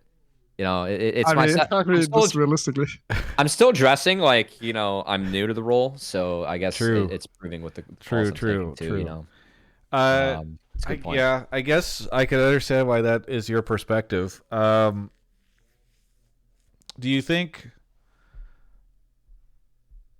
I don't. I mean, that kind of sum it up a little bit. What do you think about this? Let's throw a twist on it. Dennis, if you were coaching a team that already qualified for Worlds, would you change? Would you consider making changes in summer just to give the guys a little bit of time off? In LPL, would you maybe play subs for the first couple weeks? Would you have an extended break after MSI for people? Would you take it easy? Would you change anything if you already knew that you had the world spot secured and you just had to make playoffs? Yeah, I think a lot of teams would definitely slack off thinking they already made it. Because the thing that really matters is making the Worlds. So as long as you make playoffs, I think in NA, if you're the winner of the spring split and you won MSI, I'm sure you'd have so much confidence that you would just chill out doing summer split, waiting for playoffs to come around. No NA team is not gonna be cocky out of their mind if they won MSI. So I could definitely see some teams misusing that time, and not using it to improve as much as they could. Yeah. I mean, I could see an LCK team, if they win, rest Faker for a week or two, give them the Uzi treatment, right? That wouldn't surprise me if that ended up happening. And honestly, I kind of like that, affording the team that privilege. Obviously you have to make playoffs and win, but I'd be curious if teams find that helpful, kind of ramping. I know that T1 is historically their players will play more solo queue about a couple weeks into the split. Their solo queue ramps up a lot. So I don't know. And also for anyone seeing slacking off, I mean, you can phrase it that way, but also in competition, you have to be ensure that you were ready to go and prepared for the big matches when it happens, right? For some teams, if that means that you're gonna have a player take a little bit of time for themselves to prepare for those moments later on in the season, I think it's completely valid for teams to do that if they feel like it's best for them. Now, if it doesn't work, you can flame the shit out of them for it afterwards. That's part of the fun of sports too. But I think that's it would be very valid again, give someone the easy treatment if they need it. Yeah. Can I clarify Yeah. a point here? Sure. Yeah. I don't think that necessarily they have to slack off. I think that just teams, when they are doing well in the league, they tend to not use that advantage well. Like they'll try and learn new strategies or things like that. And if you are already guaranteed to get to Worlds, you won't have pressure to like hone your skills. And I think teams are more likely to try and diversify, and that's bad for team success internationally. I mean, I Okay. can see it kind of. I think it just depends on the culture. I think this won't happen in LPL and LCK. I think the culture over there is just work, work, work, no matter what. Yeah. So I don't think it's really gonna matter. Like I think if SKT they win MSI, I think they're still gonna try just as hard as they would even if they weren't qualified for Worlds. Because if they're slacking off doing the regular split, like their fans go crazy. So I can see it being just depending on which region would win, yeah. Honestly, I'm kind of rooting for T1 to win MSI now, and for them to like bench Faker for a week just to see what the trucks say. You know, be some fun trucks going over there. All right. I guess we'll see how it goes. I'm less worried, Davis, than you are. I think about how this will go down because I do think that like if T1 wins MSI, I'm not gonna be like, oh man, bad news for T1. They're not gonna be motivated to be as good for Worlds as they could be. Like I just don't. I think that the type of team that is capable of winning MSI is not the type of team that will rest on their laurels. But we'll see. I mean, MSI teams do always have a slump when they get back, so we'll see, or usually do. So. Anyway, thanks so much for the call. Anything you want to shout out before we go to our last caller? Yeah, the last time I called in, I asked if you would read Mordu, and you still haven't read Mordu. So I just want to shout that out again. Mordu. You told me about this? I told you about this. You thought that I was the author, Alex Phoebe, who was actually an old British man and not me. Oh, right. I remember this now. It's still really good. Some crazy lore going on right now. God is dead, his corpse hidden in the catacombs beneath Mordu. In the slums of the sea-battered city, a young boy called Nathan Treves lives with his parents, eking out a meager existence by picking treasures from the living mud and the half-formed, short-lived creatures it spawns. I'll continue to think about it. Anyway. Okay. Thanks so much for the call. Thank you. And we'll catch you next time. All right. On to our last call of the night. Cool. Here we go. All right. Thank you to Ventus Official for the 68 months. And Robert Max, who says, I'm watching on YouTube but have my Prime. I will say that, by the way, if you're watching on YouTube because you decide you want to watch on YouTube, first off, you're really hurting my Twitch numbers and our ranking in the league viewership. But secondly, if you have a Prime sub, you can always go tops the sub over here. Zak Mango is here. Zak, where are you calling from? I am calling from Atlanta. Calling from Atlanta. You're a little quiet. I turned you up, but if you can get a little closer to your mic or something, that would be cool. What do you want to talk about on the show? Yeah, so I think that some of the changes that Riot has announced for this season that's upcoming are set to help make League much better in the competitive scene overall, but especially here in the West. They have made some, Mark Z being a good example, honestly, but they've started to kind of listen to the community a little bit more, and a lot of what they've started to kind of announce, even in the changes to how they're approaching champions and things like that, tend to be a little more simple and straightforward. I think one thing that kind of holds back the West when it comes to our competitive scene is that we've heard it a ton. They don't get good practice, especially here in NA. And I think that as we start to cater to better player or getting players like more familiar with the game and helping them. What can you elaborate on which changes you're talking about that you think are going to help with this? Yeah, I was gonna say I started to go down a different rabbit hole there that I shouldn't. More like what I was talking about, addressing cheaters and things like scripters, making sure that they have like just a better way to to play the game. I'm kind of fumbling over my words. No, here, you're good. But you just think it sounds like you are more optimistic about League of Legends at the start of 2024 because you feel like Riot is listening to their community more in both the esports side and also on the game side. Is there any? I know you mentioned Mark, but are there other things on the esports side that you feel you feel like they're doing a better job of listening to fans about? I know fans have been clamoring for a Saudi Arabia tournament, so that's probably a good example. But anything else? Opposite of that one.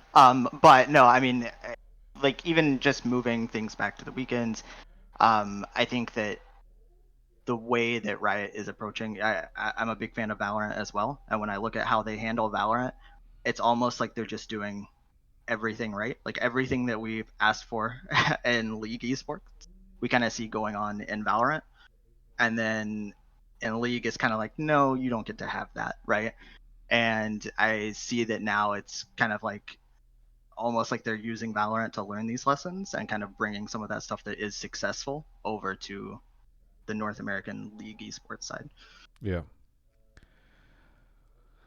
I will only speak to the LCS side, but it does feel like they are. Mark. I mean, hiring Mark is a good sign, I guess is what I would put. Like, I think there's an idea, like, he is one of the people that is most connected to the community, I think, from, quite frankly, doing a show like this, but also just, he's the type of person who is not so misanthropic about League and League fans and he just cares, I think, in a way that, like, maybe hiring somebody from outside is harder. Like, he gets it. And so I'll definitely agree there. Dennis, what have you thought of the sort of League of Legends changes and stuff that we saw in the off season? Is it stuff that you're excited about? I'm not talking about like League, but just the LCS or esports leagues, but just the game itself. Yeah, I mean, it's always exciting when they're changing the entire game, which they're doing this split. Mm-hmm. Well, like changing the map and the items. So it's like a rehaul of the whole game, which I think is always exciting because some players are going to shine, whereas other players, they're going to take a lot longer to get used to like the big changes.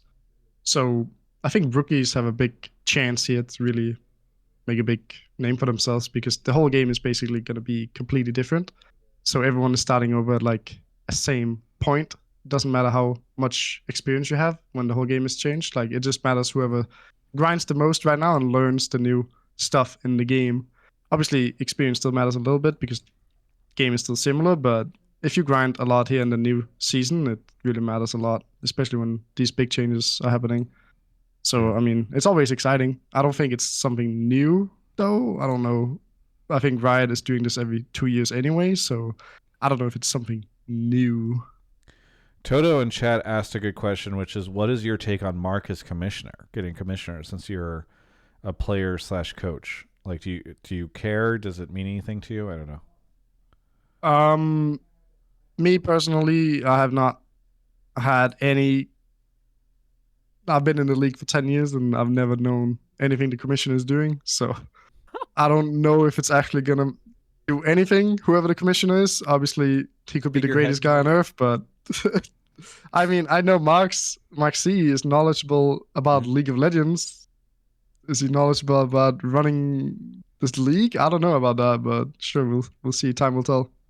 I like that take. It's very good. Yeah, he's a figurehead. We must boo him too. Yeah, exactly. So. Cubby, what do you think of this take? I mean, I think the changes to the game are good. I fucking hated mythic items. Like let's be real. Yeah. Those were gross. I think that the way that the map has evolved, Grubs gives Riot a lever. Or like right now, like in the game, if you were a really good team, you could draft comps or play to get the first dragon, the first herald, the second dragon, and then have like a big lead. And now, if you want to do that, the other team can actually answer with Grubs, or Grubs is a lever where Riot can pull people to another side of the map earlier in the game. If those end up being stronger, I'm calling it a lever because it's a balancing tool, right? I think I'm assuming that Grubs, how they are now, will be changed. So Riot can at least have a tool to change how the map is played early in the game, which I think is interesting. The map changes, I think, also somewhat were the goal was to make the map symmetrical, not just like down the river, because it was symmetrical that way. It's now symmetrical down mid lane, if that makes sense. So the bot lane tribe rush is different, but it's symmetrical down river instead of down mid, which sounds confusing, but if you look at the old map and the new map, it does make sense. I think that right now the game, I think blue side is too strong, and it is too easy to go affect red side bot lane. Because of where Dragon Wall is at, blue team can get to bot lane a lot faster through river than what red team can do. And red team's at a lot more risk if they go that route. I think that is a problem that will exist unless they take away that wall and put Dragon in the middle of river, which I know they talked about. That would be interesting. But it's where the game's at right now. Overall, I think it's okay. I think the changes for LCS, I don't care about weekends, sorry. And I think 8 teams sucks. But it is what it is. I think it was necessary. So I'm not as, hunky-dory, like everything's sunshine and flowers as this take, but I think there are a couple positives. I do agree with you on like the 8 teams. I would like to actually see more than 10 even eventually. But like I also was thinking about things. I watch a lot of like Riot August streams as well to kind of get some insight as far as like how they think about champions and things. Because I think pro play gets kind of stale sometimes with champion diversity. And to see things like even just the Vel'Koz updates and seeing them paying more attention to modernizing older champions. Not that I think we'll necessarily see more Vel'Koz or anything in LCS or any other league for that matter, but kind of bringing those older champions more up to date might bring in some more interesting picks, especially for people that are willing, like Talafox, that are willing to play things that are a little unconventional. That might bring some more excitement into the league a little bit. I like Smolder a lot too, and I'm really glad that they've ditched this like need for every new champ must have a new mechanic, because that was dumb and it made a lot of dumb champs. Fuck you, Senna. All right, those are my F-bombs for the day. Thank you. Yeah. Anyway. All right. Well, it honestly sounds like you're a little less optimistic this year, Covey, which is funny because I feel like you're normally like the more optimistic. I'm usually the optimist. Yeah, I will also say I think it's an open secret that Riot has a lot of changes planned for year 15. So I'm kind of curious what ends up happening there. Also, someone in chat is saying F Yone and Hui, and I would agree. Those champions are abominations. Yeah, but, there's some problem champs. I have heard those rumors as well, Cubby. So yes, I am very. We should have talked about that at brunch, because I'm very curious what you've heard. I haven't heard too much besides that they want to make it a big event, and this isn't like, this is like going to be a game-wide thing where they want to make it a big event for both esports and league as a whole. Yeah. So yes. All right. Well, anyway, thank you so much, caller, for the call. Our last call of the night. Do you have anything you want to shout out, Zach? Just Alienware and all your content. I've watched you for a long time, and you always do an amazing job of bringing esports content, especially league content, to us fans. So thanks for that. Yeah, thank you very much, and we'll catch you next time. Yep. See ya. Yeah, so someone in the chat said they're going to release an actual game client for Season 15. I heard it's going to be that, and then everyone gets a Tim Hortons gift card. Guys, come on. We're talking about Riot Games here. We're not... This is... Tim Hortons gift card might be more likely than the actual client. Yeah, Tim Hortons gift card only sent to Americans, not Canadians. Yeah. All right. Well, that is the show. Let's do some wind downs here. Dennis, anything you want to shout out? Yeah, shout out to you guys for bringing me on the show. It was last minute, but I'm excited to be here. And it was not last minute. We talked about it this morning, which I will tell you, working in esports, that is like we talked about it a long time ago. If we talked about it this morning, I normally try to talk to people like within 24 hours before the show, because pro players and coaches and everybody are always like, I don't know, I'll let you know later if I try to hit them up.